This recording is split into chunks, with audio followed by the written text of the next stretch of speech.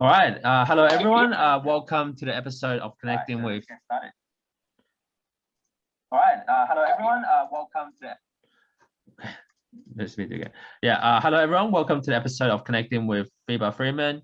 This is episode number 42. And for those who haven't met me before, my name is Sam Lee, and I'm the founder of Connect with Confidence, and I'll be the interviewer interviewing Fibha. So, how have you been, Fibha? Hi, Sam. I've been great. Thank you so much for having me here. It's such a great honor to be a part of your interview series. All right. It's very privileged to have your time as well. So tell me about yourself, Fibha. What do you like to do outside of work? What's your hobbies? What's the passions? Tell me a bit about yourself. I do quite a range of different things. So things outside work, I do a lot of volunteer work. I work very closely with refugees and migrants, and especially young people. I love hiking. In terms of hobbies, I love traveling. So I only just got back from Dubai. I did New York. I did Canada, and I'll actually be going overseas again very soon. Stay tuned to find out where I go. But yeah, I love traveling, especially after COVID. I've been that's something that I really wanted to do, and I think this year, initially when the year, it's a little funny because initially when the year started, I actually had no travel plans planned whatsoever, but then everything just led into it, and I think so far it's been great. Sounds good. I guess when when COVID hit, there's a travel bubble now. I guess everyone's wanting to travel more because like you could when restrictions are at lockdown, you can't really fly anywhere. So it's really cool. It's cool that you're traveling right now. So where are you gonna travel next, Fibha? I'd like to keep that as a surprise for now. Stay tuned. You'll find out very soon. Fair enough. Cool. No worries. So. Yeah, I think I completely agree with the concept with the travel bubble. I think people have inherited this fear of everything just suddenly locking down again. So now that the travel restrictions have eased, I think people are just wanting to go out there and try fitting in as much as they possibly can. Sounds great. So you mentioned hiking. So whereabouts do you like hiking? So with hiking, it's actually part of one of the initiatives that I started last year in right before COVID. So as part of a community organization that I'm a founder of, Together We Can, I started a project called Walk Towards Peace. Yep. So once every month, I take a group of young people coming from like diverse backgrounds, and we go hiking to different parts in New South Wales. So it could range from bush, like the Blue Mountains, or we like doing coastal walks, a lot of bush walking. It really varies. So far it's been such a great initiative. I mean, it just started with an idea with a couple of friends, but then we got together and we just thought to go, and then since then we've just been able to run quite a few hiking sessions. Obviously, we were limited in terms of COVID-19, especially when the lockdown hit. We weren't allowed to, especially being living out. I lived in the West, so we had the 5 kilometer radius restriction. I couldn't travel outside 5 kilometers, and there's nowhere really close by to hike in West, especially from where I live. So we just stuck to regular walks around that time. But yeah, I mean, that initiative, Walk Towards Peace, I organize hiking through that. That's good. It's always good to do some extracurricular activities. Yeah. So where's your favorite place? If I were to ask you, what's your favorite place for hiking? Where would you recommend? I think my personal favorite. So when the weather is good, I do like bushwalking. So anywhere in the Blue Mountains, I do really like the Wentworth Fall tracks. Yeah. It's really nice. Yeah. And I think in summer I do really coastal walks because it's just I think it's a lot more appropriate weather-wise, and it's nice. So coastal walk I would recommend the Wedding Cake Rock and and for bushwalking, I would recommend the Wentworth Falls track. Nice, thanks for the recommendation. I actually been to both of them. So yeah, it was a really good hike. It's a short hike when I went to Weta Cape Rock. Probably took like half an hour, but it's very scenery. But like for myself, I'm very afraid of heights. So it got to that point where when I was in the Weta Cape Rock, I was sitting on the Weta Cape Rock with my friends, but I was just leaning towards the outer side, so I didn't go close to the edge, the cliff, because I'm scared. So I just like I just took it. I just like I was trying to move away a little bit more. So yeah. I don't know if you know, but they've actually put up fences, so you can't actually go close to the wedding. You can't actually go to the wedding Cape Rock in itself, but still, I think it's a great hike, as you said. I mean, it's very there's a lot of scenery. And it's not that long, so it's a great hike for people that are just wanting to get into hiking. So you mentioned coastal walk. Have you been doing a hike from Coogee to Bondi? No, I haven't, because that's Coogee to Bondi. Yes, I have. So with there's a story. There's a story to that as well. So yes, maybe it was last year. Last year, I actually collaborated with the UNHCR to run a project called Walk 5, Donate 5, and Nominate 5. So basically, you had to walk 5 kilometers, you had to donate $5, and you had to nominate 5 people to take on a challenge. This was when COVID-19 hit, and they were basically using those funds to support refugees in internally displaced camps. So I organized that with a bunch of friends. We had around like 20 people, and that was a project that I did, and I chose the Bondi to Coogee walk. That was my first time doing it. Again, it's that particular walk, it gets really busy, especially on the weekends, because it's a really popular place. But other than that, it's such a fantastic walk. Yeah. Have you been able to do that one as well? Yeah, I actually did coastal walk a couple of times. Like I did Bondi to Coogee. I did Rose Bay to Watsons Bay, but the second one didn't work out very well because we got lost. So I think we did halfway. We did halfway of it, and then we just gave up because I think we headed to the wrong direction. But it was good. It was all right. It was pretty scenic, and then yeah, it's a good exercise to do. Yeah, I think in that way, the Bondi to Coogee works out really well, because you can't really get lost. There's just so many people doing the same walk. You just tend to, I think, follow the bunch. Yeah, totally. It's always good to have friends along to the hiking, so it's more worthwhile. So yeah. So yeah, I mean, if you're interested in hiking, you're more than welcome to come along to one of the hikes that we do, or to all the viewers that are watching as well. If you guys are interested, I can put down my details, get in touch, and you're more than welcome to come along and join us.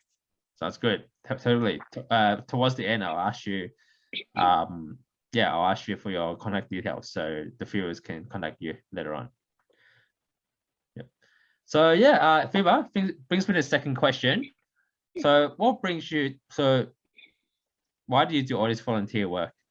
What's the idea behind it, and how did you get this idea of doing all these great initiatives that you had? Well, I think my why is really simple.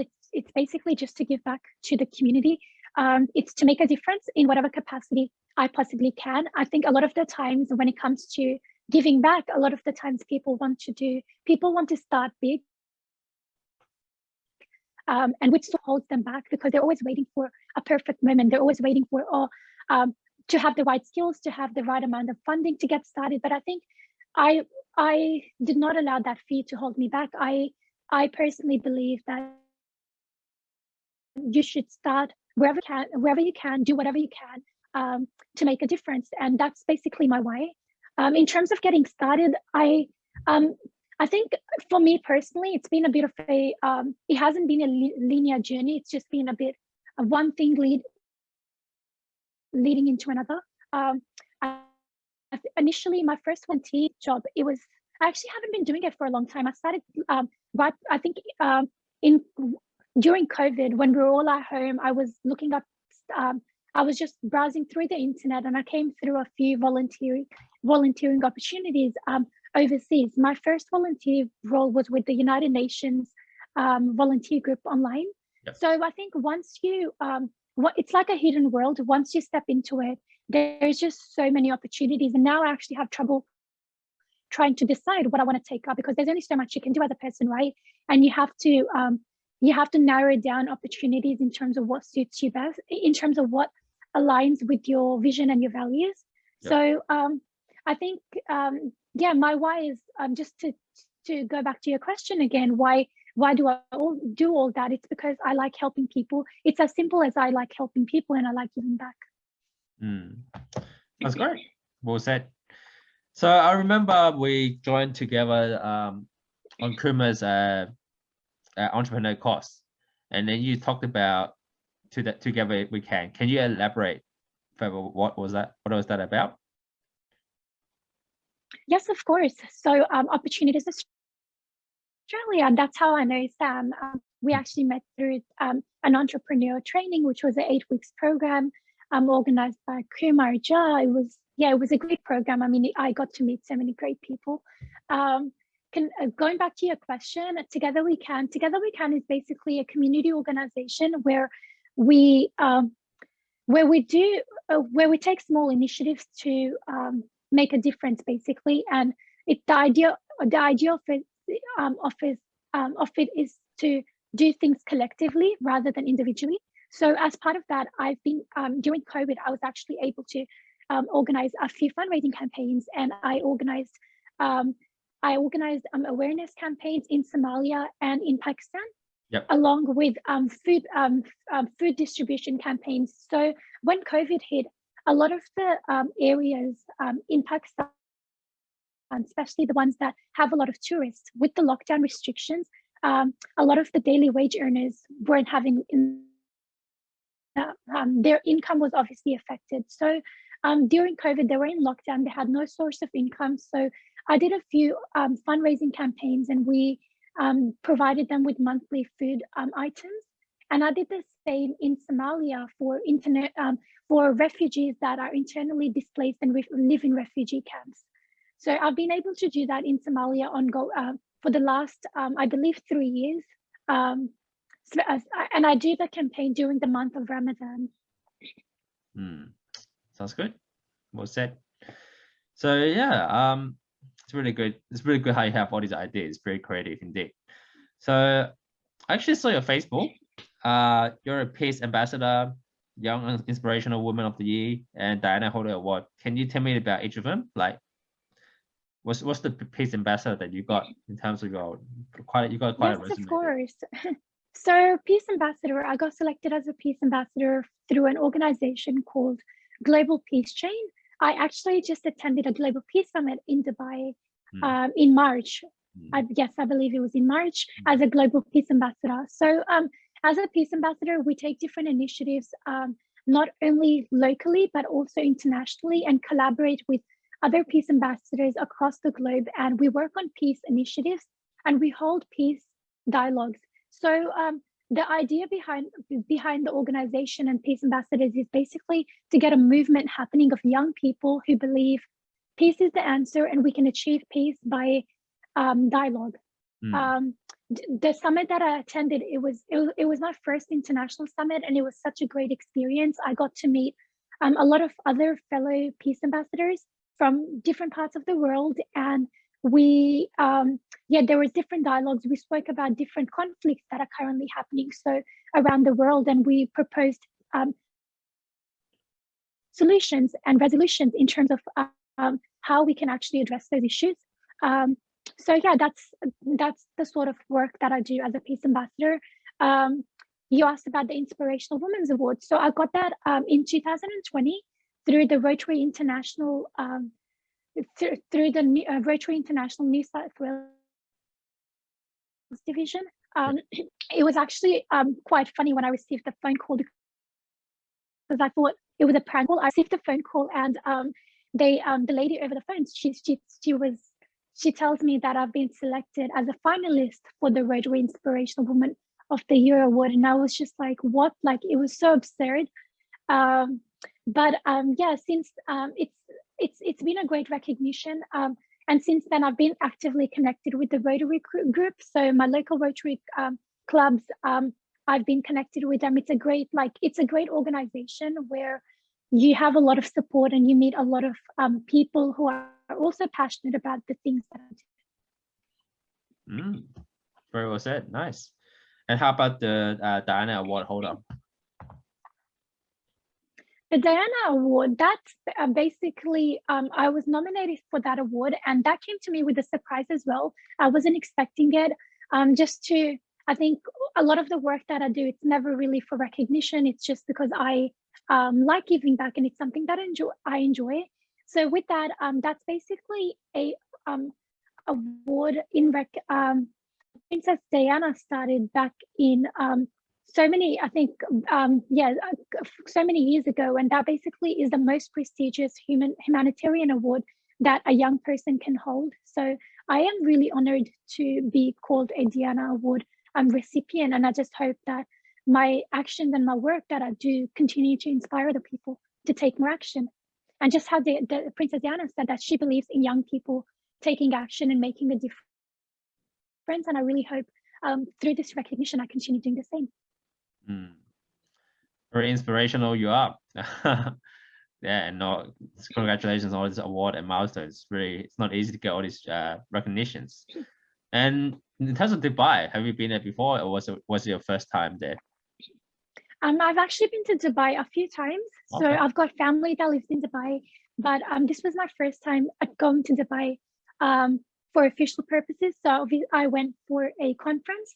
Yep. And I think it's different when you're going to visit family versus when you're going there for official purposes. So it was, again, Dubai. I love Dubai. There is so much to do and see there. Because this time around I was at a conference. I met a lot of delegates from other parts of the world. It was really nice to explore the city with the friends that I had made at the conference. Yeah. Very well said. Nice. I guess, yeah, like I said, it's very different when you have a family and you go there for social purposes and for work purposes. So yeah, it's really cool what you do. So Fibha, brings me to the second last question. How do you build trust with people? Like, how do you connect with people? What some secrets that you can give to the viewers that I always ask people, how do you connect? Any tips and advice on connecting with people? I think the basic rule is to generally be interested and genuine. A lot of the times when we meet new people, we get so overwhelmed in terms of telling them about what we do, we actually forget to listen what the other person has to say. And so I think my main, a lot of my friends say that I am a great listener, and I believe that I am as well. So I would just go back to generally show interest when the other person is telling you about what they do, about their journey, or even when you have a conversation with them, show interest and ask open-ended questions, because I think that gives you a lot of room to connect with them and also get to know them better. Another tip that I would have, once you're comfortable with the person and you're trying to get to know the person on a deeper level, it's to be vulnerable. When you're vulnerable and you're sharing personal stories, it just shows that you trust the other person enough that you're opening up, and that way the other person can also open up to you because you've built that trust within yourself. So I think in simple words and forms, it's to generally show interest, ask open-ended questions, and be vulnerable once you feel comfortable to do so. Very well said. I guess, yeah, this is very important skill sets to learn, like from your active listening, and all these things like that. So yeah, I guess being vulnerable is very important as well. So it shows your genuine self, and yeah, it's really cool what you said. So Fibha, brings me to the last question. How do the viewers get to know follow you? Are you on social media, on your Facebook? the whole website, on your Instagram, LinkedIn, etc., so the viewers can know, then they can add you and Yes. connect with you? Yes, of course. So I am on social media. What I can do is I can pop down my details at the bottom of this live streaming, and you guys can follow me on Instagram, Facebook, LinkedIn, Twitter. I am quite active on LinkedIn and also Instagram, so feel free to follow me. And if you have any questions, or if you'd like to connect with me, I'm always happy to do that and meet new people. Cool. So yeah, type away, I guess. So you can let the audience know how to connect with you. Yes, So, of course, I'll be doing that shortly. okay, cool. No worries. All right. So viewers, you know how to connect with Fibha Frameen. She's a great lady, a very inspirational one. I hope you guys can connect with her. And yeah, Fibha, I had a great time interviewing you, and look forward to connecting with you in the near future. And next dinner's on me. That makes sense. Thank you so much, Sam. It's been yeah, it's always so nice to chat with you, and thank you so much for having me. Continue to keep doing the great work that you do. Connect with confidence. There is yeah, you do amazing work, and I wish you all the very best for it. Thank you. I appreciate your kind words. So have a good weekend, Fibha, and I'll speak to you very soon. I'll upload this, and then I'll definitely promote you more. Thank you so much, Sam. All right. No worries. Have a good one, Fibha. Bye.